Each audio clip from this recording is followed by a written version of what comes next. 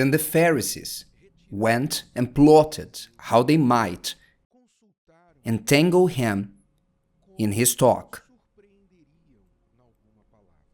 And they sent to him their disciples with the Herodians, saying, "Teacher, we know that you are true and teach the way of God in truth, nor do you care about anyone, for you do not regard the person of man. Tell us, therefore, what do you think? Is it lawful to pay taxes to Caesar or not?" But Jesus perceived their wickedness and said, "Why do you test me, you hypocrites? Show me the tax money." So they brought him a denarius, a coin, which was the currency in those days. And he said to them, "Whose image and inscription is this?" They said to him, "Caesar's." And he said to them, "Render therefore to Caesar the things that are Caesar's, and to God the things that are God's." When they had heard these words, they marveled, and left him and went their way. This lesson that the Lord Jesus left us is much deeper than pay your taxes and give to God what is God's. It's wider than this. Of course, the whole context of what happened here was a plot that the Pharisees prepared to try to catch Jesus in a mistake and to deliver him to Rome. He will say the taxes are unfair and we will send him to Rome and he will be arrested. Nobody was concerned to know if Jesus would advise if we should pay taxes or not. He wanted to catch him saying something wrong. So they plotted the scene with compliments. You see that a fake person uses compliments to attract your attention. You must be very aware of things, especially with those who use compliments. And they want to rub your ego and later to deceive you. This was the strategy that the Pharisees, the hypocrite ones, used with the Lord Jesus, complimenting him. "You are of God, you don't judge according to man's appearance, you are truthful, you truly teach the path of God." Fake ones, hypocrites, beware. Beware with those who compliment you. This is the first warning. But as I was saying, the lesson that the Lord Jesus left was that those men did us a great favor, because this registered lesson teaches us a principle that only few live by. What is this principle? The principle is to give to those who deserve. This is the principle that Jesus taught. If you want to live a peaceful life, give to those who deserve it, those who must receive, those who have the right to receive. This was the principle Jesus taught, and it was not only applicable to God or Caesar. For example, you are a married person. You have a husband or wife. You are married.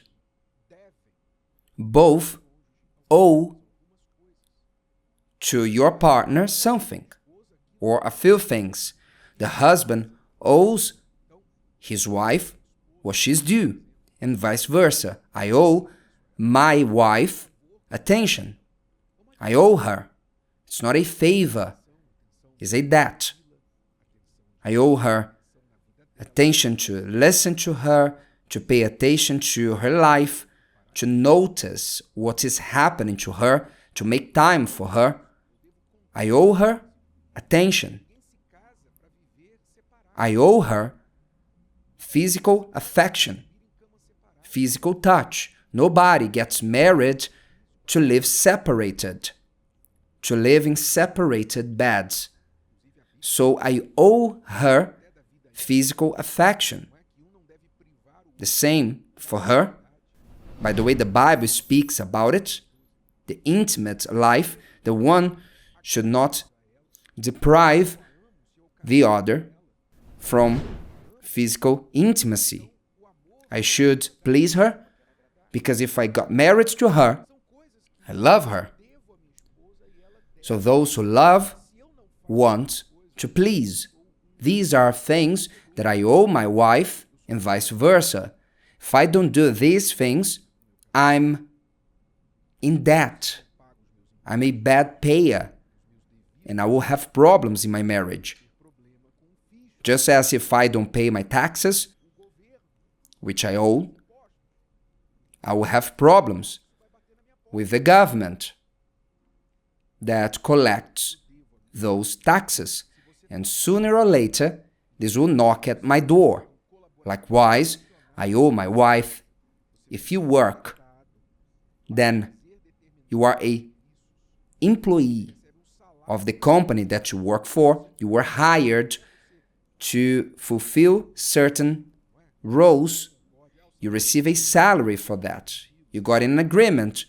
Whether you agree with the salary or not, if you say that the salary is not enough, or the conditions that you receive from the company are that, but you agreed. If you didn't like, you should leave. But you agreed. So what do you owe the company? Your job. At least you must be there on time, to not stall, to not be stalling in the toilet, or going out to smoke, to drink some coffee, to stall in the traffic. Oh, I went to that place and I got stuck in traffic. But in reality, you stopped somewhere to do something for your own interest. You owe your company, just as the company must do what they owe the employee.